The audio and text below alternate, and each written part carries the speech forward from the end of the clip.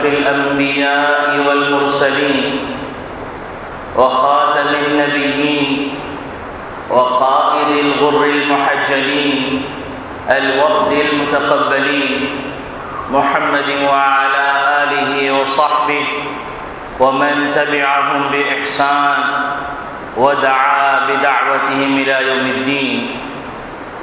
أما بعد فأعوذ بالله من الشيطان الرجيم. بسم الله الرحمن الرحيم. قال الله تبارك وتعالى: يا أيها الذين آمنوا إذا نودي للصلاة من يوم الجمعة فاسعوا إلى ذكر الله وذروا البيع ذلكم خير لكم إن كنتم تعلمون. وقال تعالى: ألم يأن للذين آمنوا أن تخشع قلوبهم لذكر الله وما نزل من الحق. وقال النبي صلى الله عليه وسلم: إن في الجمعة لساعة لا يوافقها عبد مسلم يسأل الله تعالى خيرا فيها إلا أعطاه إياه، أو كما قال عليه الصلاة والسلام. چومی گویم مسلمانم میلرزم، چومی گویم مسلمانم میلرزم کہ دانم مشکلات لا الہ را. محمد عربی کے آب روئے حد و سراز، کسے کے خاک درشنیس خاک بر سر او. میرے محترم بزرگوں، عزیز دوستوں، دینی اسلامی بھائیوں، اللہ رب العالمین نے جو چاہا بنایا اور جو چاہا پیدا فرمایا. لا يسأل عما يفعل وهم يسألون. وہ جو چاہتا ہے کرتا ہے، کوئی اس سے پوچھنے والا نہیں، اور ہم جو کچھ بھی کریں گے ہم سے باس پرس کی جائے گی. فعال لما يريد اذا اراد شيئا ان يقول له كن فيكون. ان الله على كل شيء قدير. وربك يخلق ما يشاء ويختار. تمہارا پروردگار جو چاہتا ہے پیدا فرما دیتا ہے، اور جس کو چاہتا ہے اس کو منتخب فرما لیتا ہے. اللہ رب العالمین نے زمین و آسمان بنائے. اللہ رب العالمین نے 7 آسمان بنائے اور اپنے عرش کے لیے 7واں آسمان منتخب فرما لیا. اللہ رب العالمین نے 7 زمینیں بنائیں اور بیت اللہ الحرام کے لیے سب سے اوپر والی زمین کا انتخاب فرمایا، اور زمین کے بہت سارے قطعے ٹکڑے بنائے، لیکن اللہ رب العالمین نے سید الکونین، سید الاولین والآخرین، محمد مصطفیٰ احمد مجتبیٰ صلی اللہ علیہ وسلم کے لیے روز اطہر کی جگہ کا انتخاب کیا، جو سب سے زیادہ افضل ہے. اللہ رب العالمین نے پہاڑ بے شمار بنائے، لیکن اپنی تجلی کے لیے جس پہاڑ کا انتخاب کیا اس کا نام کوہ طور. اللہ رب العالمین نے مہینے بنائے، لیکن مہینوں میں اللہ رب العالمین نے رمضان مبارک کو ایک خاص مقام عطا فرما دیا، اور ایسا بلند مقام عطا کر دیا کہ اس دن اللہ رب العالمین نے اس مہینے میں جہنم کے داروغہ مالک کو حکم فرما دیا کہ جہنم کے دروازے بند کر دو، اور جنت کے داروغہ رضوان سے فرما دیا کہ جنت کے دروازے چوپٹ کھول دو. اور اللہ رب العالمین نے رمضان مبارک کے اہتمام کے لیے سارا سال جنت کو آراستہ اور پیراستہ کیا اور جب چاند رات آئی تو ایک ہوار چلی جس کا نام مثیرہ ہے، اور اس کے جھونکوں سے دروازوں کے حلقے اور کواڑ کے کھٹکے بجنے لگے، اور جنت کی جو حوریں تھیں وہ باہر نکل آئیں اور رضوان سے پوچھنے لگیں کہ یہ کیسی رات ہے۔ اللہ رب العالمین نے اس رمضان مبارک کو ایسا مقام عطا فرمایا کہ اپنے عرش اٹھانے والے فرشتوں کو حکم فرما دیا کہ میرے محبوب صلی اللہ علیہ وسلم کی امتیوں نے روزہ رکھا ہے، تو اب ہم کو ان کی یہ ادا اتنی پسند آئی ہے، اتنی پسند آئی ہے، اتنی پسند آئی ہے کہ تمہاری غذا ذکر و اذکار وہ چھوڑ دو، تم بھی روزہ رکھ لو اور میرے محبوب کے امتیوں کی دعاؤں پر آمین آمین کہتے ہیں۔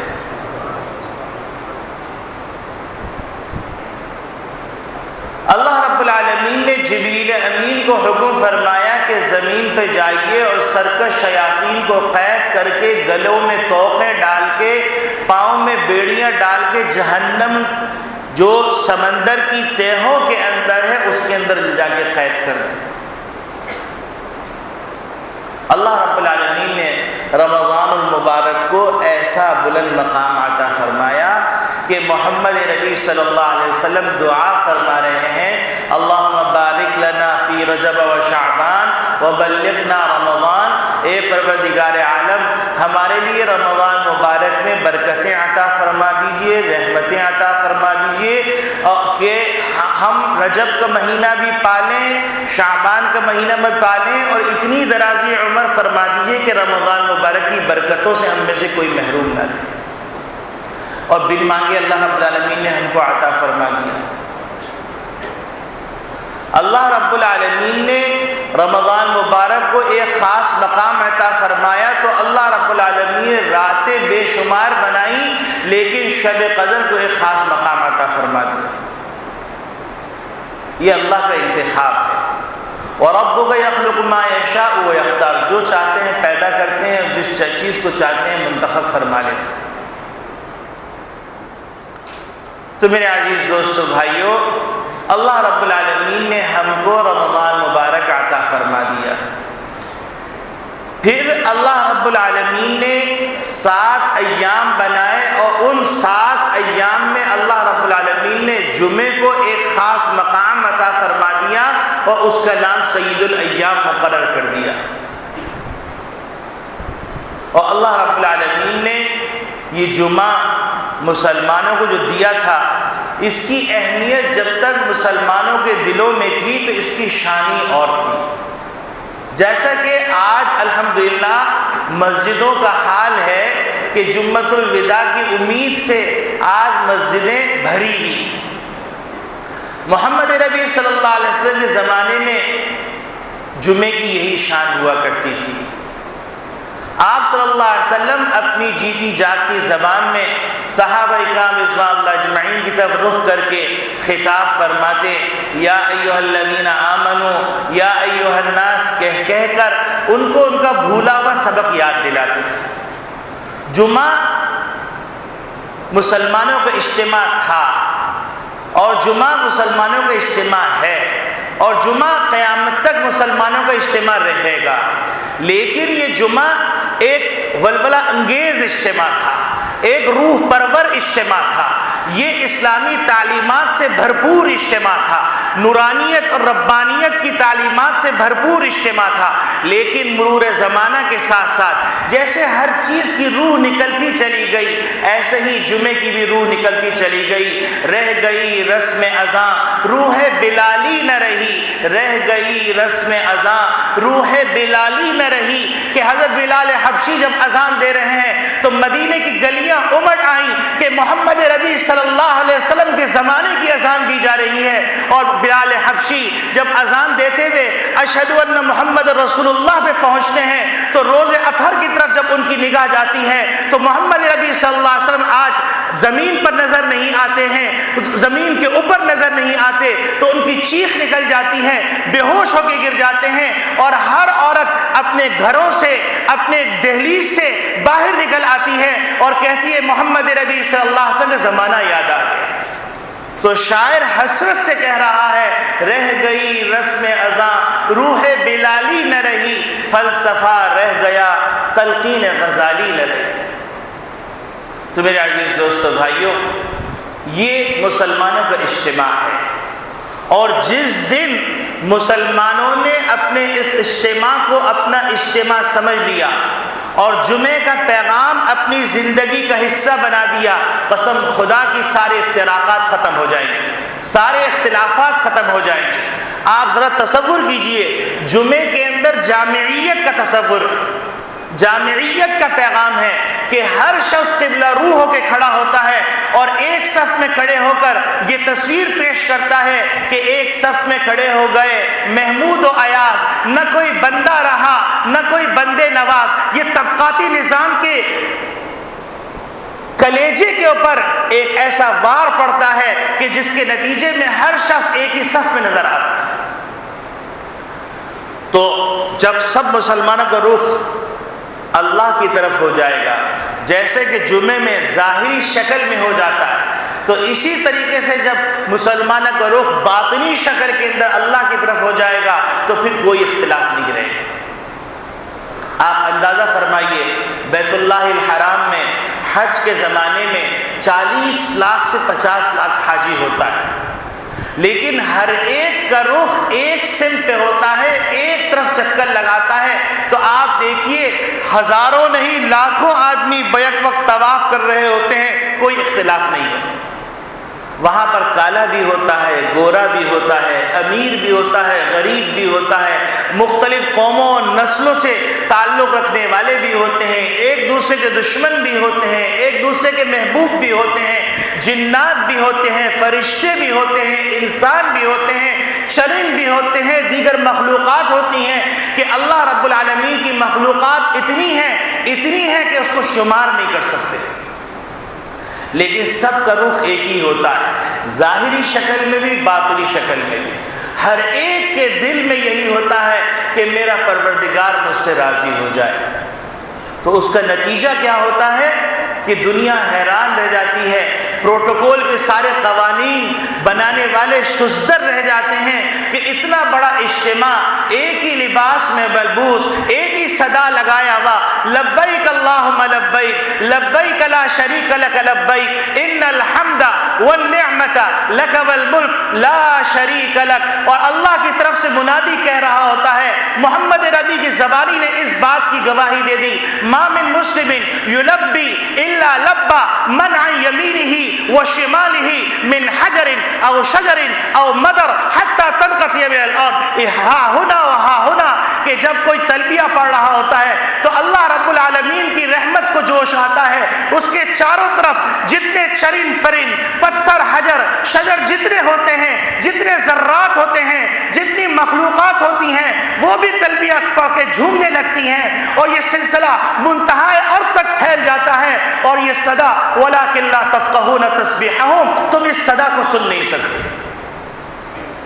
تو میرے عزیز دوستو بھائیو، مسلمانوں کا جو نظام ہے، اسلام کا جو نظام ہے، اجتماعیت کا نظام، ایک جسد واحد کا نظام ہے، اور جمعے کا اجتماع بار بار ہر مہینے میں 4 بار یہ پیغام دیتا ہے کہ مسلمانوں اجتماعیت کی طرف آ جاؤ۔ مسلمانوں وہ وقت کب آئے گا جب تم ایک دوسرے کے لیے ایک جان کے مانند ہو جاؤ گے؟ وہ وقت کب آئے گا جب تم رنگ و نسل کی تمیز کو مٹا کر، تم قومیت کی تمیز کو مٹا کر، تم مسلکی افتراق کو مٹا کر، تم اپنے مفادات اور غرض کے بندے بننے کے بجائے اللہ کے بندے بن کر ایک اللہ کے سامنے ایک رخ پر جب ظاہری شکل میں قبلہ رخ ہو کر کھڑے ہوتے ہو تو کتنا روح پرور اجتماع ہوتا ہے، کیسا نورانی منظر ہوتا ہے۔ تم کو وہ وقت یاد نہیں آتا کہ جب تم کبھی ایک تھے تو تمہاری آواز مدینے کے اندر سنائی دیتی تھی تو اس کی ارتعاش اسپین کے اندر لوگ سنتے تھے۔ وہ ایک وقت تھا جب تمہارا لشکر کہیں سے اٹھتا تھا تو لوگ لرزنے لگتے تھے کہ اب کس سرکش کی سرکشی کو ختم کرنے کے لیے، انصاف کا پیغام بلند کرنے کے کے لیے، اسلام کا پھریرا بلند کرنے کے لیے، عدل و انصاف کا مزہ چکھلانے کے لیے، محبت اور اخوت اور بھائی چارگی اور ایثار کا عملی نمونہ پیش کرنے کے لیے، اور تمام مفادات کو اپنے پاؤں تلے رون ڈالنے کے لیے، قرآن کے حکم کو غالب کرنے کے لیے، محمد ربی صلی اللہ علیہ وسلم کی فکر کو سارے عالم کے اندر پہنچانے کے لیے، سارے کافروں کو اللہ کے سامنے سجدہ ریز کرنے کے لیے، وہ عورتیں جو سسک رہی ہیں، دم توڑ رہی ہیں، اور وہ بچے جو یتیم ہو رہے ہیں، وہ مائیں جو بیوہ ہو رہی ہیں، وہ مائیں جن کے سروں سے دوپٹہ چھینا جا رہا ہے، جن کی ناموس کی حفاظت نہیں کی جا رہی، اگر سندھ کے اندر کوئی معتصمہ کی آواز لگاتا ہے تو وہاں پر بغداد کے اندر اس کی سوزش کو سنا جاتا ہے۔ وہ وقت یاد آ جاتا ہے جب اسپین کے کتب خانوں کے اندر 4 لاکھ کتابوں سے مسلمان لطف اندوز ہو رہے تھے، اور اس وقت شارلمان فرانس کے اندر اپنے ناموں کے ہجے سیکھ رہا تھا، اس وقت قرطبہ کے اندر رصد گاہوں کے اوپر ریسرچ ہو رہی تھی، اسپین کی وہ تاریخ یاد آ جاتی ہے، مسجد قرطبہ نظر آ جاتی ہے، سلطنت عثمانیہ نظر آ جاتی ہے، سلطنت بغداد نظر آ جاتی ہے، سلطنت اسلامی سلطنتوں کے وہ عروج، وہ کر و فر یاد آ جاتا ہے کہ مسلمان کہیں پر ظلم کو دیکھتے بے چین ہو جاتے۔ آج مسلمان خود ظلم سہ رہا ہے، کوئی اس کی فریاد سننے والا نہیں ہے۔ یہ اجتماعیت جمعے کا دن تم کو پیغام دے رہا ہے، کب تک تم اپنے پیٹ کے بندے بنے رہو گے؟ کب تک تم اپنے مفادات کے بندے بنے رہو گے؟ کب تک تم خود غرض بنے رہو گے؟ کب تک تم چند ٹکوں کی خاطر بکتے رہو گے؟ کب تک تم سیاسی چالوں کے اندر اپنے ایمان کا سودا کرتے رہو گے؟ کب تک تم قوموں کو زوال کا شکار کرتے رہو گے اپنی چند ٹکوں کی خاطر؟ لوٹ آؤ مسلمانوں، لوٹ آؤ۔ اگر اب بھی لوٹنا ہے تو کس سے پاری نہ بن جاؤ گے، تاریخ کے اوراق میں تمہارا نام نہیں ملے گا۔ تم یاد رکھو، آج تم نے اپنے مفادات کی خاطر، تم نے اپنے غرض کی خاطر مقامات مقدسہ کا خیال نہیں کیا، تم نے صحابہ سے محبت نہیں کی، تم نے ازواج مطہرات سے محبت نہیں کی، تم نے اولیاء اللہ سے محبت نہیں کی، تم نے قرآن سے محبت نہیں کی۔ تم کو بار بار موقع دیا گیا، تم کو بار بار سمجھایا گیا، لوٹ آؤ، قرآن کے اوپر عمل کرو، لیکن تم خود غرض بن گئے۔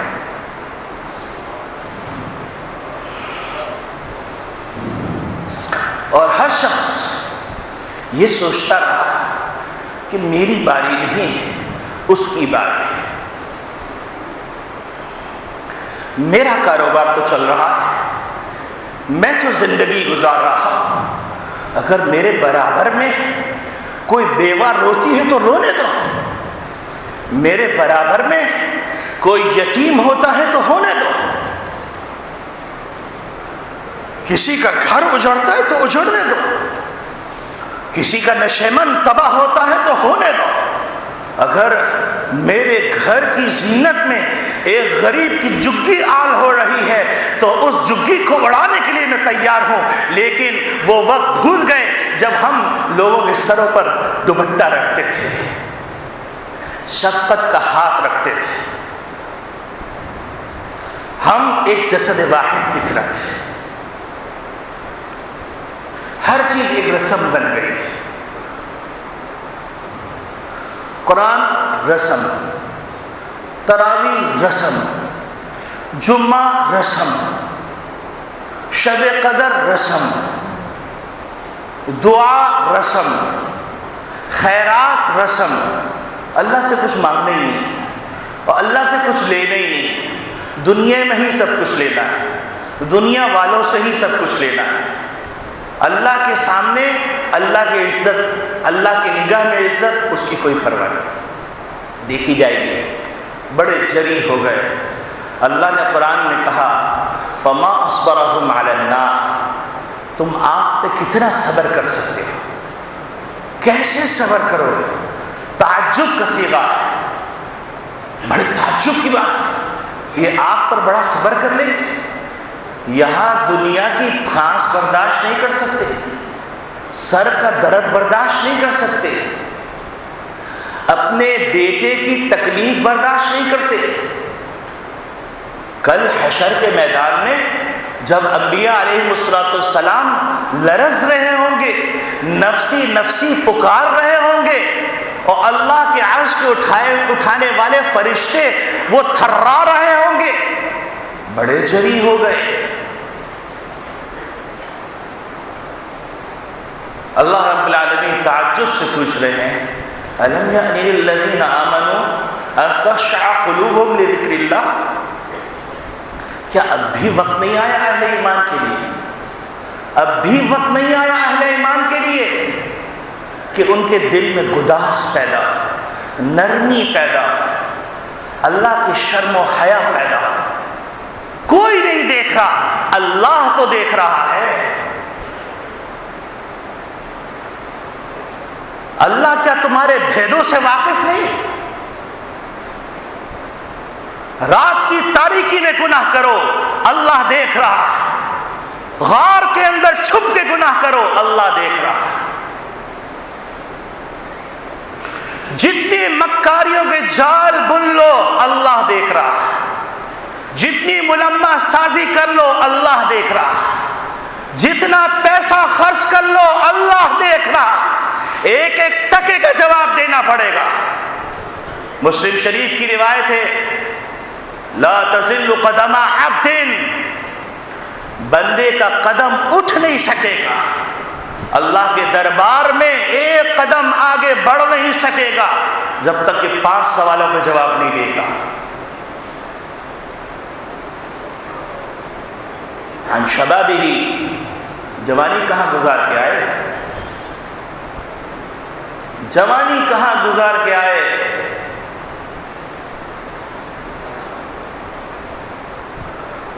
مال کہاں سے کمایا، مال کہاں خرچ کیا؟ آج کوئی آڈٹ کمپنی، سرکاری محکمے کہہ دیں کہ تم نے جو ریٹرن جمع کرایا سارا جعلی ہے، تمہاری تمام پراپرٹی غصب کر لی جائے گی، ضبط کر لی جائے گی، تو راتوں کی نیند اڑ جاتی ہے۔ اللہ کہہ رہے ہیں کہ میں اپنے حقوق پھر معاف کر دوں گا، لیکن یاد رکھنا بندوں کے حقوق معاف نہیں کروں گا۔ جب پہلے زمانے میں بندوں کے حقوق کی بات کی جاتی تھی تو اس کا مطلب یہ ہوتا تھا کسی دور دراز کے آدمی کے حق کو سلب کیوں۔ آج ماں بیٹا کا رشتہ ایک کچے دھاگے سے بندھا ہوا ہے، میاں بیوی کا رشتہ کچے دھاگے سے بندھا ہوا ہے، بھائی بھائی کا رشتہ کچے دھاگے سے بندھا ہوا ہے، مسلمان کا رشتہ کچے دھاگے سے بندھا ہوا ہے۔ یہ اسلام ہے؟ ہم پلٹ کے دیکھیں کہ ہم نے رمضان کا آغاز کیسے کیا تھا، اور آج رمضان گزرتے ہوئے ایک صدا پھر دے رہا۔ اے محمد صلی اللہ علیہ وسلم کی امتیوں، اب بھی آخری لمحہ ہے،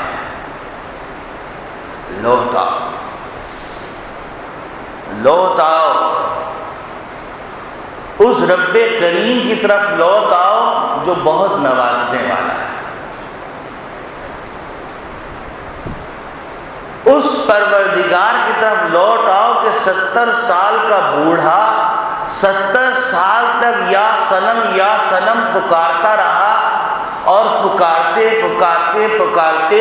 ایک دن جب معاشرے نے اس کو اٹھا کے پھینک دیا، غلطی سے منہ سے نکل گئے یا صمد، تو پروردگار نے عرش سے فرش پر جواب دیا لبیک و سعدیک یا عبدی۔ تو 70 سال پکارتا رہا صنم کو، اس نے جواب نہیں دیا، آج تو نے مجھے ایک دفعہ پکارا، بول میرے بندے تو کیا چاہتا ہے؟ تو میرے عزیز دوستو بھائیوں، وہ تو اتنا نوازنے والا اور ہم اتنے سرکش۔ وہ نوازنے پہ آئے تو کیسا نوازے؟ آپ دیکھیے کہ ایک شخص بہت بڑا تاجر تھا، بہت بڑا تاجر، اس کے گردے فیل ہو گئے، گردے فیل ہو گئے تو ڈونر گردے دیتے ہیں، غریب ممالک میں گردے بکتے، تو اس ڈونر نے گردے کا کہہ دیا، سارا ایگریمنٹ سائن ہو گیا، ایک سائڈ سے سیکنڈ سائڈ سے اس کے سائن کرنا باقی تھے، تو اس نے کہا میں ڈونر سے ملنا چاہتا ہوں۔ انہوں نے کہا آپ کو آپ کا گردہ مل رہا، آپ ڈونر سے مل کے کیا کریں گے؟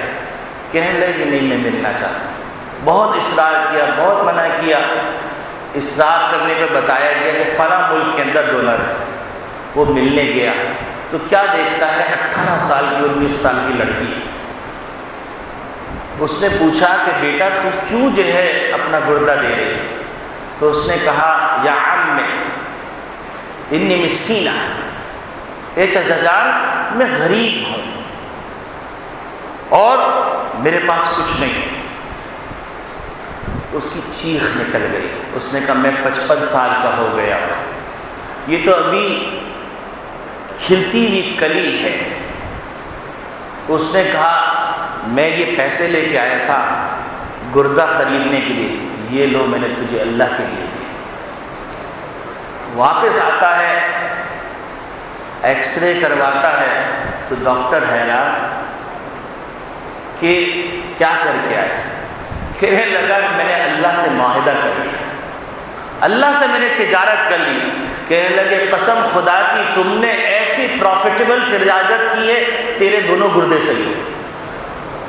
یہ سچا واقعہ ہے۔ ایک اور بڑا تاجر تھا، اللہ سے تجارت کرنا سیکھو۔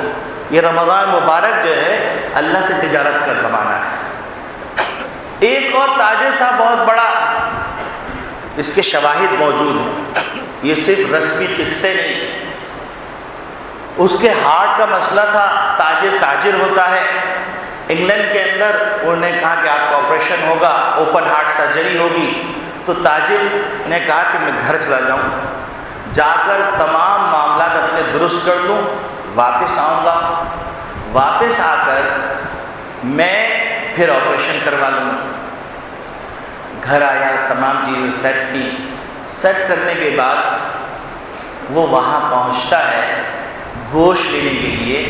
تو ایک گوشت کی دکان پر وہ عجیب غریب منظر دیکھتا ہے کہ ایک خاتون کھڑی ہوئی ہیں، ان کے ہاتھ میں ایک ٹوکری، قصائی جو چھیچڑے پھینک رہا ہے وہ اٹھا کے جلدی سے ڈال دیتی ہے، جو چھیچڑے پھینک رہا ہے اٹھا کے جلدی سے ڈال دیتی ہے۔ تو وہ گیا اس کے پاس اور جا کے اشتفعلی، تم یہ کیا کر رہی؟ تو اس نے کہا کہ میری 6 بچیاں ہیں، میرے گزر اوقات میں کچھ نہیں ہے، میں یہاں پر گوشت کی دکان پہ آ جاتی ہوں، سارا گوشت لے کر جو چھچڑے ہوتے ہیں اسی کو پکا کر میں اپنے بچوں کو کھلاتی ہوں۔ اس نے کہا کتنے گوشت کافی ہو جائے گا؟ اس نے کہا اتنا۔ اس نے قصائی کے پاس گیا، سال بھر کے پیسے دیے اور کہا سال تک تم اعلیٰ گوشت اس خاتون کو دیتے رہے۔ عورت کا سننا تھا، وہ اس کے قدموں میں گر گئی اور روتے ہوئے دعا دینے لگی۔ وہ واپس گھر آ گیا اور گھر آ کر انگلینڈ گیا آپریشن کروانے کے لیے، دوبارہ ٹیسٹ ہوئے، سارے بال کھلے ہوئے۔ یہ اللہ سے تجارت ہے۔ ربی ابن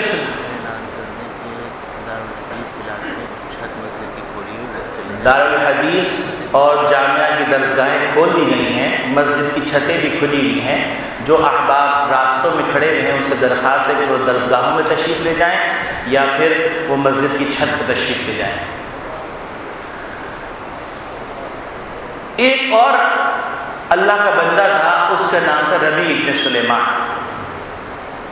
حضرت شیخ الحدیث صاحب نے اس واقعے کو بڑے وضاحت کے ساتھ لکھا ہے کہ ربیع ابن سلیمان رحمۃ اللہ علیہ ایک اللہ کے بندے تھے، حج پہ جایا کرتے تھے، حج کے ارادے سے نکلے، ان کے جزاد بھائی ان کے رشتہ دار ساتھ تھے اور وہ اس غرض سے نکلے، شام میں رکے، اس غرض سے کہ زیادہ راہ لے لے، شاپنگ کرنے لگے۔ شاپنگ کے دوران ان کی نگاہ پڑی کہ ایک عورت گھورے کے اوپر کچرا کنڈی میں ایک گدھا مرا پڑا ہوا ہے، اس کا گوشت کاٹ کے وہ جو چھوٹا سا پیالہ ہوتا ہے فقیروں کے پاس، اس پیالے میں ڈال کر لے کے جا رہے ہیں۔ ان کو تشویش ہوئی کہ کہیں یہ بھٹیارن ہے اور مسافروں کو کھانا پکا کے کھلا دے گی، وہ اس کے پیچھے ہو لی۔ جب پیچھے ہونے لگے تو اس عورت نے محسوس کر لیا، بہرحال وہ چلتی رہی، چلتے چلتے ایک حویلی میں چلی گئی اور دروازہ بند کر دیا۔ وہ وہاں گئے، حویلی کے دروازے کی جھروکوں سے جھانک کر دیکھنے لگے تو کیا دیکھتے ہیں کہ اس نے وہ گوشت 3 لڑکیاں ہیں ان کے سامنے لے جا کے ڈال دیا اور کہا کہ یہ گوشت جو ہے تم کھاؤ، اس کو پکاؤ۔ تو انہوں نے وہیں سے آواز دی کہ اے اللہ کی بندیوں، یہ حرام گوشت گدھے کا گوشت ہے اور وہ بھی مردار کا گوشت ہے، اور تم اس کو استعمال نہ کرو، یہ جائز نہیں۔ تو اس عورت نے منہ اٹھا کے کہا کہ اے مسافر، تو اگر ہم سے کچھ لینے آیا ہے تو تجھے کچھ ملنے کا نہیں، اور ہم جانتے ہیں کہ یہ مسئلہ کیا ہے۔ اور پھر کہنے لگی کہ ہم سادات خاندان کی خواتین ہیں، اس کا والد بہت بڑا مالدار تھا، اس کا ارادہ تھا کہ ان بچیوں کی شادی کر دے، لیکن وقت نے ساتھ نہیں دیا، دنیا سے رخصت ہو گیا۔ رخصت ہونے کے بعد اب قسمہ کرسی کا یہ عالم ہو گیا ہے کہ اب کھانے کو کچھ نہیں ہے، فاقے کی نوبت ہے، اب ہمارے لیے مردار کھانے کی گنجائش۔ ربیع بن سلیمان کے دل پہ چوٹ لگی، واپس آئے شام میں جہاں پر ٹھہرے تھے، وہاں پر واپس آنے کے بعد انہوں نے 500 درہم کے آٹا غلہ خریدا اور کچھ پیسے کھلے دیے، کچھ کپڑا لیا اور پیسے غلے کے اندر رکھے، اور اپنے چچزاد بھائی سے کہا میں اس سال حج پہ نہیں جا رہا۔ چچزاد بھائی نے حج کے فضائل سنائے، انہوں نے کہا بہرحال جو بھی ہے میں نہیں جا رہا۔ آج کے زمانے میں تو حج آسان ہے، پہلے قافلوں کے ذریعے سے حج میں جاتے تھے، تو وہ وہاں پر چلے گئے۔ جانے کے بعد وقت گزرتا رہا اور اس نے دے دیا، تو ان عورتوں نے، ان بچوں نے خوب دعائیں دی، وہ واپس آ گئے، قافلے چلے گئے، اور پھر کچھ عرصہ گزرنے کے بعد ان کو خیال آیا اور تکلیف کے حج رہ گیا اس سال، بڑے غمزدہ، بڑے افسردہ، اور وہاں سے تشریف لائے۔ جب قافلے آنے لگے تو انہوں نے کہا چلو قافلے والوں سے جا کے ملتے ہیں، دعا کی درخواست کرتے ہیں۔ اب قافلے والوں سے جا کے ملے اور ان سے کہا کہ میری لیے دعا کرنا، ایسے بد نصیب کے لیے دعا کرنا جو دہلیز پہ پہنچ کر حج کے لیے نہیں آ سکا۔ انہیں کیسی بات کر رہے ہو، تم عرفات میں ہمارے ساتھ نہیں تھے، تم ہمارے ساتھ مینا میں نہیں تھے۔ تو ان کو حیرت ہوئی، یہ کیا بات کر رہے ہیں۔ وہ قافلہ گیا، پھر ان کے رشتہ داروں کا قافلہ آ گیا، قافلہ آ گیا تو قافلہ آنے کے بعد انہوں نے، قافلے والوں نے پھر اس بات کا تذکرہ کیا، انہوں نے دعا کی درخواست کی، کیسی بات کرو، تم طواف نہیں کر رہے تھے۔ پھر ایک آدمی آیا کہ ربیع بن سلیمان کون ہے، انہوں نے کہا میں ہوں۔ کہنے لگے بھائی روزے اقدس پہ سلام پیش کر رہے تھے، رس زیادہ تم نے مجھے تھیلی دی تھی، یہ تھیلی اپنی رکھو امانت۔ تو وہ کہنے کہ میں نے زندگی میں کبھی یہ تھیلی دیکھی نہیں تھی، تو تھیلی دیکھی تو اس پہ مہر لگی ہوئی تھی اور لکھا ہوا تھا من عاملنا ربیحا، جو ہم سے معاہدہ کرتا ہے، جو تجارت کرتا ہے، وہ فائدے میں رہتا ہے۔ ربیع بن سلیمان حیران ہو گئے کہ یہ ماجرا کیا ہے۔ اسی شش و پنج میں واپس گھر آ گئے، اور گھر آنے کے بعد اپنے رات کے معمولات پورے کیے، سو گئے، تو زیارت ہوئی نبی اکرم صلی اللہ علیہ وسلم۔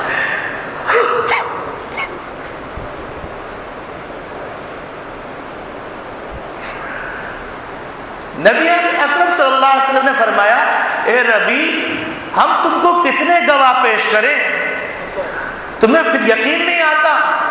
اور فرمائے لگے ہاں ربیع، بات یہ ہے تو نے میرے خاندان کی بچیوں کے ساتھ، یعنی ان کے لیے دوپٹے کا انتظام کیا، ہم نے اللہ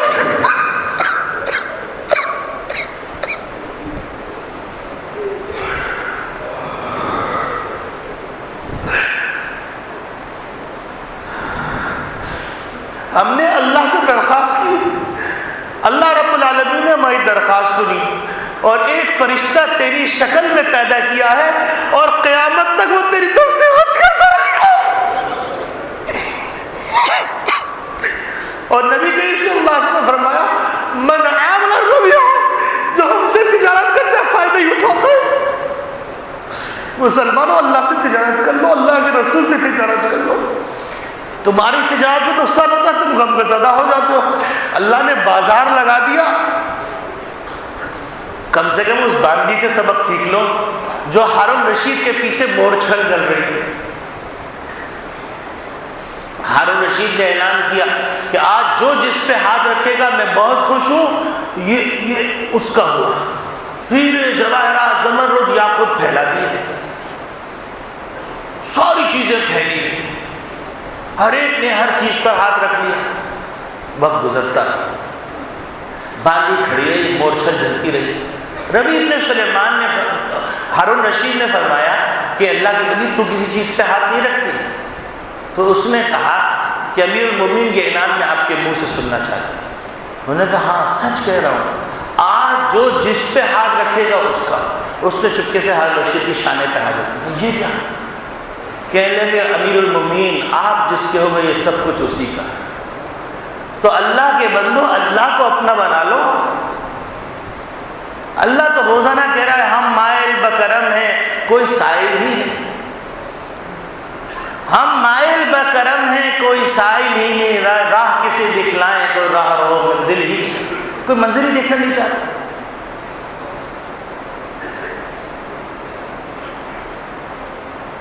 نبی اکرم صلی اللہ علیہ وسلم عجیب غریب بات فرما رہے ہیں، فرماتے ہیں بادروا بالاعمال السبع، 7 باتیں آنے سے پہلے تم لوگ نیک اعمال کر لو۔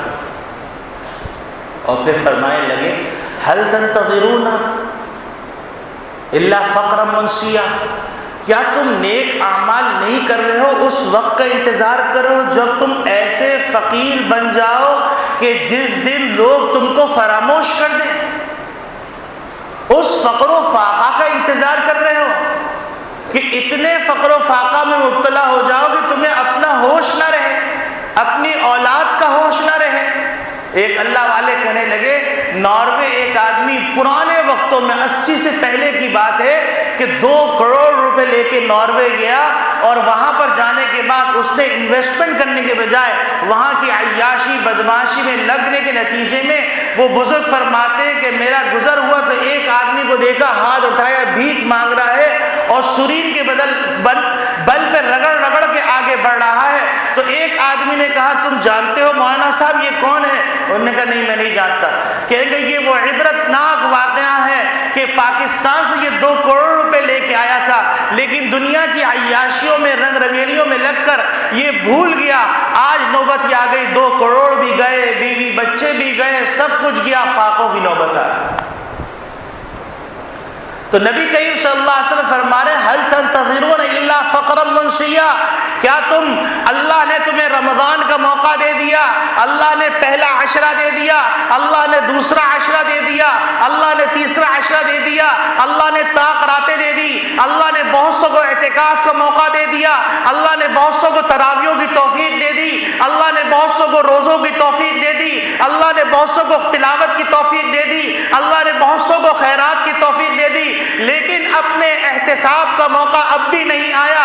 هل تنتظرون الا فقرا منسیا، جمعۃ الوداع پکار پکار کے کہہ رہا ہے اے محمد صلی اللہ علیہ وسلم کی امتیوں، کیا اب تم انتظار کر رہے ہو ایسے فقر و فاقہ کا جو تم کو فراموش کر دے، تمہاری ذات کو بھی مٹا دے؟ او غنم مدغیا، یا تم ایسی سرکشی کا انتظار کر رہے ہو، ایسی مالداری کی سرکشی کا جو تمہیں سرکش بنا دے۔ جبریل امین کے بعد ایک فرشتے ہیں ملک الموت، ان سے پوچھا گیا تمہیں کبھی کسی پر روح نکالتے ہوئے رحم آیا؟ تو ملک الموت نے کہا صرف 2 موقع پہ رحم آیا۔ ایک وہ موقع تھا جب ایک عورت کا جہاز ٹوٹ گیا، وہ امید سی تھی، تختے کے اوپر اس نے اپنی جان بچائی، اسی وقت ولادت ہوئی، آپ نے حکم فرمایا اس موج کے اندر جو طوفانی موجیں تھی، اس پٹرے کے اوپر ماں جو اپنے دل میں کتنی امیدیں لی ہوئی تھی، اس کا ایک چہیتا بیٹا جس کی ولادت ہوئی تھی، اس کا کوئی والی وارث نہیں تھا پروردگار، نہ عرش پہ کوئی نظر آتا تھا، نہ فرش پہ کوئی نظر آتا تھا، نہ آسمان پہ کوئی نظر آتا تھا، زمین کے اوپر کوئی نظر نہیں آتا تھا، سمندر کی بے رحم موجوں کے اوپر آپ نے اس بچے کو چھڑوا دیا، ماں کی روح نکالنے کا حکم فرمایا۔ مجھے بڑا رحم آیا کہ اے پروردگار اس بچے کا کیا بنا؟ تو فرمانے لگے دوسرا موقع بتاؤ۔ تو کہنے لگے دوسرا موقع وہ جب شداد کو آپ نے دولت دی، وہ مالدار ہو گیا، پھر اس نے آپ کے مقابلے میں ایک جنت بنائی، اور جنت بنانے کے بعد اس نے فیصلہ کیا جب تک مکمل نہیں ہوگی اس وقت تک میں جنت میں قدم نہیں رکھوں گا۔ جنت مکمل ہوئی، اس نے دہلیز پہ پہلا قدم رکھا، آپ نے حکم فرمایا اس کی روح نکال لو۔ مجھے بڑا رحم آیا کہ کہ کاش وہ اپنی جنت تو دیکھ لیتا. اللہ نے فرمایا تجھے ایک ہی شخص پہ 2 دفعہ رحم آیا. یہ وہی بچہ تھا جس کو ہم نے تختے سے اٹھایا اور دنیا میں پہنچایا اور پھر وہ اتنا مالدار ہو گیا, اس نے ہمارے مقابلے میں جنت بنا دی. نبی اکرم صلی اللہ علیہ وسلم فرما رہے ہیں هل تنتظرون الا غنى مطغيا, کیا تم ایسی مالداری کا انتظار کر رہے ہو جب تم سرکش ہو جاؤ؟ توبہ اب بھی نہیں کرو گے, رجوع اللہ اب بھی نہیں کرو گے.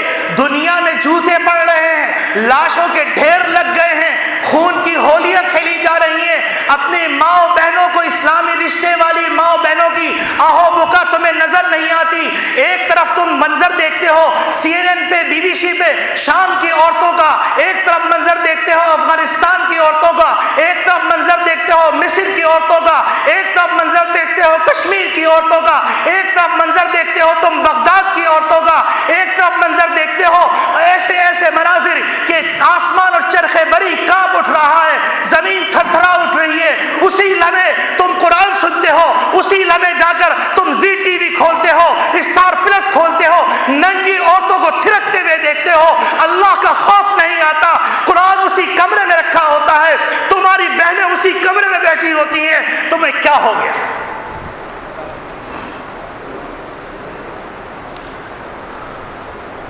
نبی کریم صلی اللہ علیہ وسلم تیسری بات فرما رہے ہیں او مرض مفسدہ, یا تم ایسی بیماری کا انتظار کر رہے ہو کہ جو تمہیں چلنے پھرنے سے قاصر کر دے, پھر توبہ کرو گے, پھر رجوع اللہ کرو گے.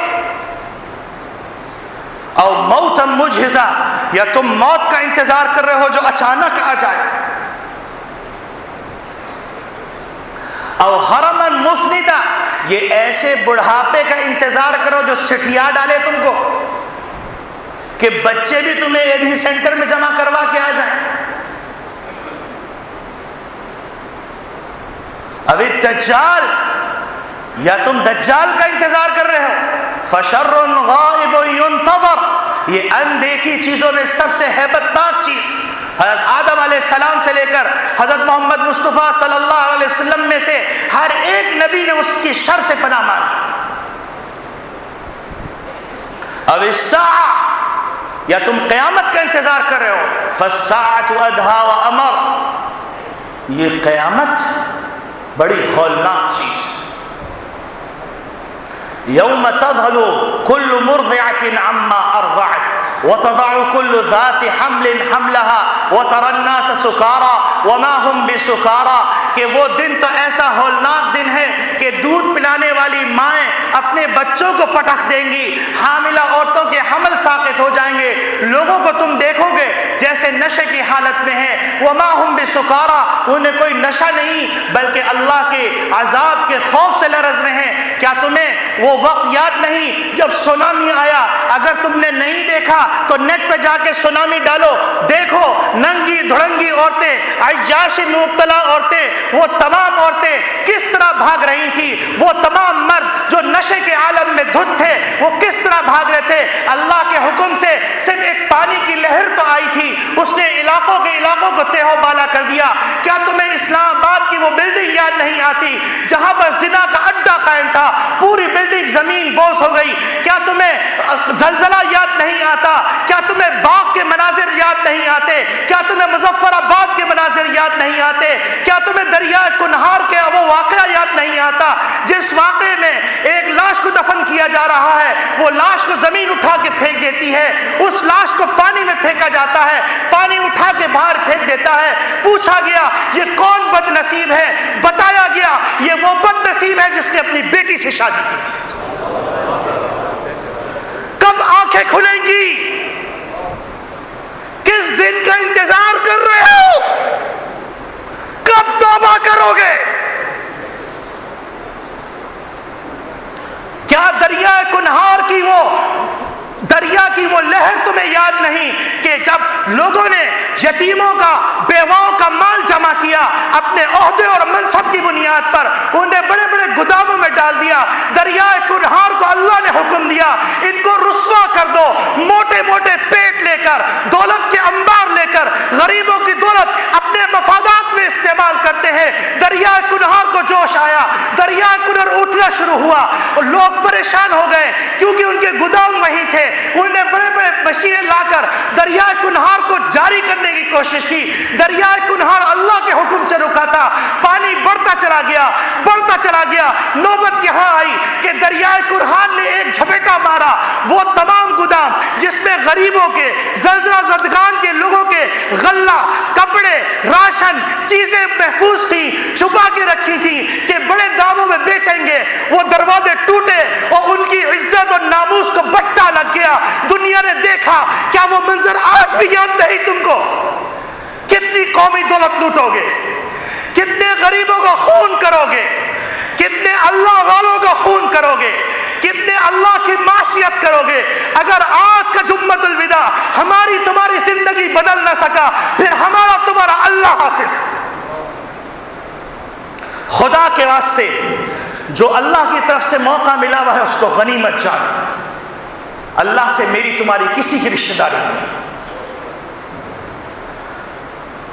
میرے عزیز دوستو بھائیو, یہ دکھ بھرا پیغام ہے, درد بھرا پیغام ہے. یہ پیغام ایک ایک مسلمان کو پاؤں پکڑ کے پہنچا دو, ایک ایک بندے کو بتا دو اللہ کے غضب سے ڈرو. وَاتَّقُوا فِتْنَةً لَا تُصِيبَنَّ الَّذِينَ ظَلَمُوا مِنْكُمْ خَاصَّةً. اللہ فرماتے ہیں کہ دیکھو اس عذاب سے ڈرو جو صرف ظالموں کو نہیں پہنچے گا, بلکہ اگر تمہارے دل میں درد پیدا نہیں ہوا, تمہارے دل میں غم پیدا نہیں ہوا, تو تم بھی اس کی لپیٹ میں آ جاؤ گے.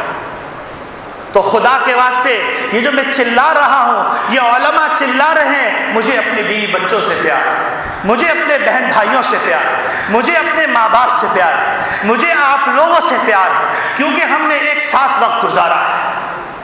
لیکن اللہ کی لاٹھی چلی تو پھر کوئی بچے گا نہیں. اللہ کی میری تم سے کوئی رشتہ داری نہیں. شام والے میرے سے تم سے زیادہ خوبصورت تھے, مصر والے میرے اور تم سے زیادہ خوبصورت تھے, بوسنیا والے مجھ سے تم سے زیادہ خوبصورت تھے, افغانستان والے مجھ سے زیادہ تم سے خوبصورت تھے, کشمیر والے مجھ سے زیادہ تم سے خوبصورت تھے.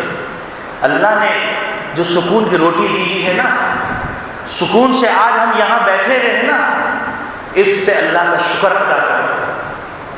اگر نہیں سمجھتے, جاؤ ہسپتالوں میں جا کر ان لوگوں کو دیکھو جو موت کو پکار رہے ہیں, موت نہیں آ رہی.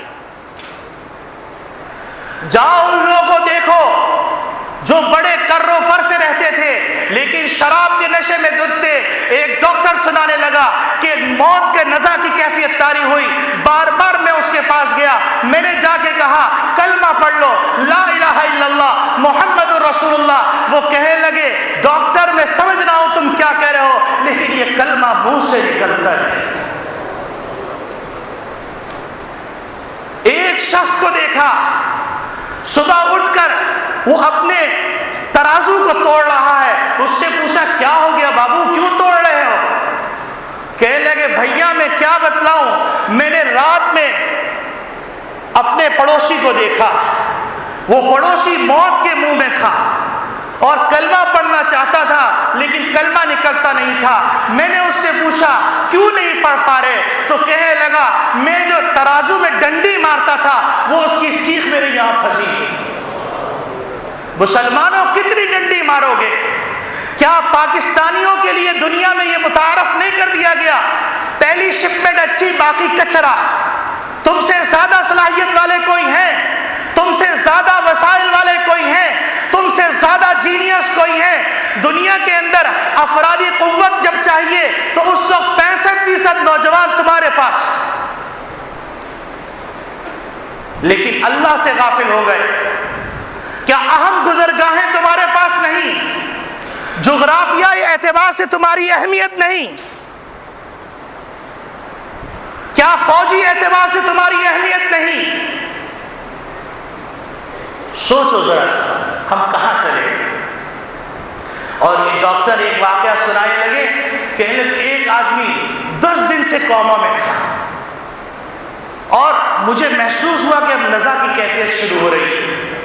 تو وہ نوجوان کے پاس میں کھڑے ہو کے ڈاکٹر کہنے لگا میں پڑھ رہا تھا لا الہ الا اللہ محمد رسول اللہ، لا الہ الا اللہ۔ اس نے آنکھ کھولی اور کہا ڈاکٹر انت اخطأت، تم غلط پڑھ رہے ہو، اصل ہے لا الہ الا اللہ محمد رسول اللہ۔ روح نکل گئی۔